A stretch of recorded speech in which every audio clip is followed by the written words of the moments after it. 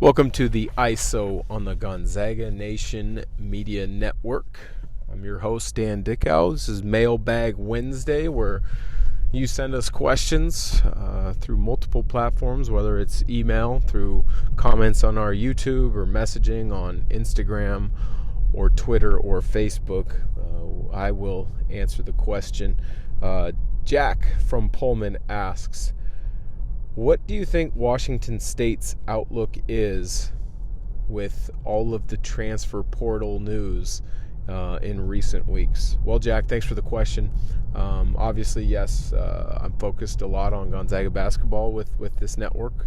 But during the course of the season, their college basketball season, I follow and cover Washington State fairly in depth with my work for Pac-12 Network, and I really like what Kyle Smith's got going on in Pullman. I think he's doing a tremendous job.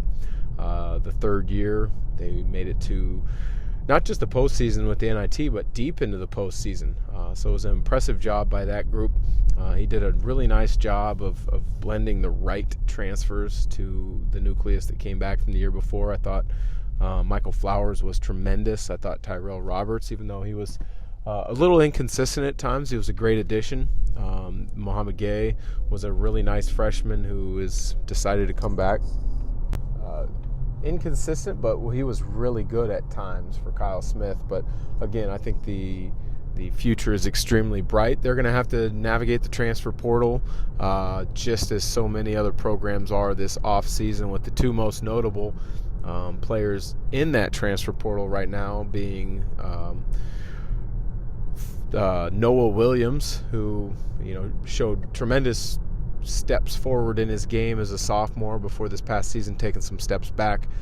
He went to the portal within no time.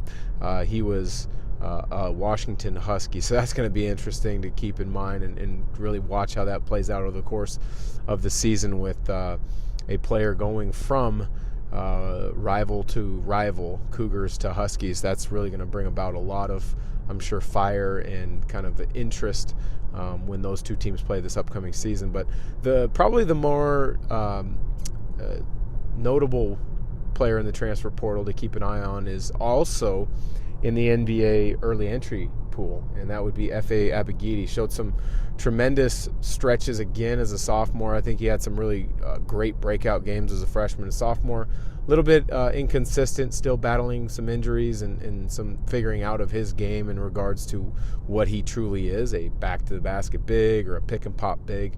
But he did have some really good games down the stretch. He had a number of double-doubles throughout the season. 6'10", 6'11", really good athlete.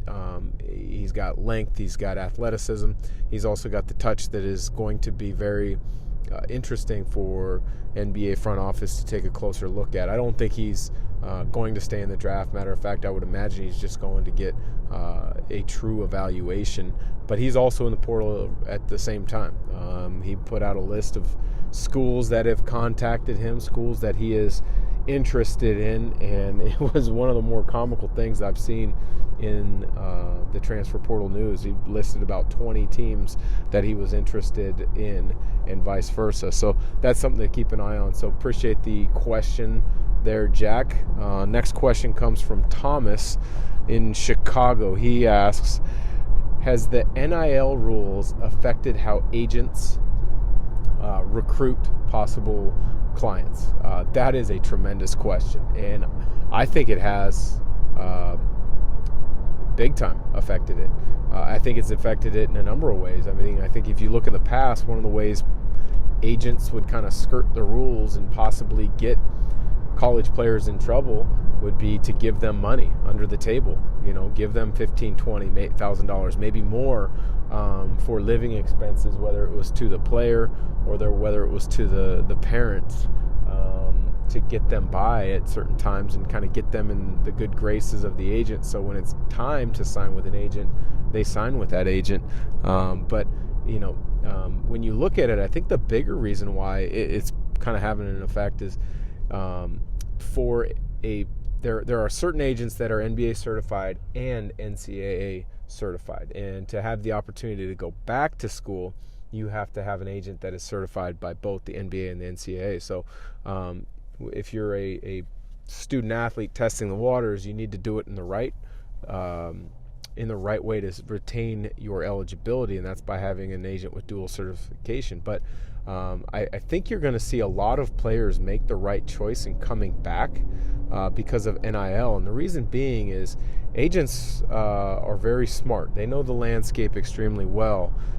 If they're getting 4%, which is typical in a player contract, of a possible second-round pick of maybe making $500,000 versus a player maybe making $500,000, but the agent getting a 15 to 20% cut on an NIL deal, you do the math. I mean, figure out which one the agent's probably going to push the player to strongly consider and really take. That would be the NIL deal if it's of equal value, because that agent is going to get more money. And so I think that's something that's going to be really interesting to kind of keep an eye on as this continues to shake out a little bit. We've already seen a number of really good college players not go to the NBA draft with early entry. Oscar Tshiebwe, Hunter Dickinson, a couple to name off the bat really quick. But you're also seeing, I think players that have entered the transfer portal just so they can test the market and see what their value may be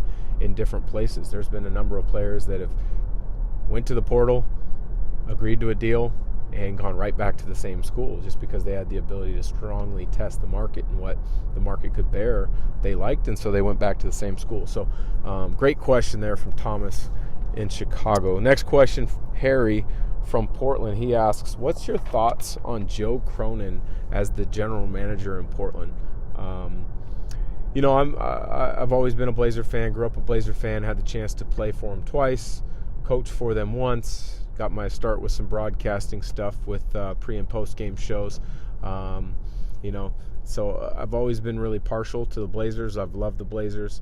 I did not like how my time with the Blazers ended because of their past general manager, Neil Olshey, and I went in depth on a podcast episode last fall.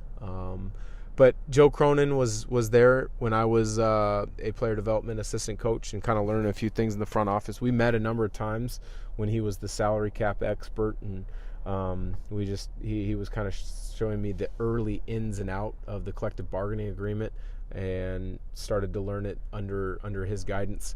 I have not stayed in touch with him, so I haven't talked to him in a number of years, but he's a guy that is unbelievably smart, and I think he will leave no stone unturned to turn this Blazer roster over and get them competitive as possible, as quickly as possible, built around Damian Lillard. I think you saw that he was willing to really kind of just go for it at the trade deadline. They got rid of CJ McCollum. Maybe could have got more out of the deal. But really, it kind of comes to a point when you're kind of restarting an organization, you got to do something. And I think that was the clear decision to be made. And other teams were going to try to make the most of it and give up the least that they could to get a great player in return like CJ McCollum. But I do think Joe Cronin will do a good job. So thanks for the question. Harry in Portland. Last question of the day, and it's actually our Epic Sports question of the day. Epic Sports Bar at Northern Quest is Spokane's home for sports. Catch all the action up close and personal on a 30-foot HD TV. Enjoy upscale pub fare, craft beer, and cocktails too. Epic Sports Bar, where watching sports is a sport. More at northernquest.com. And this epic question of the day comes from Orem of Spokane. He asks, much has been made of the transfer portal, and Gonzaga has not had a player in the transfer portal. Do you see that still being the case? Yeah, I do. I think when you look at the transfer portal, it is really slowed down over the last couple weeks. Yeah, well, actually in the last week or so, yeah, you're still seeing some movement, but you're not seeing the movement that you saw the first 2-3 weeks of guys going into the portal. And I think if you're seeing guys now entering the portal, that's kind of showing a bigger problem, I think, to a program, because You should have had a clear picture of where you were and where you stood at your program, or if you really liked the coaching staff that you were a part of when the season ended.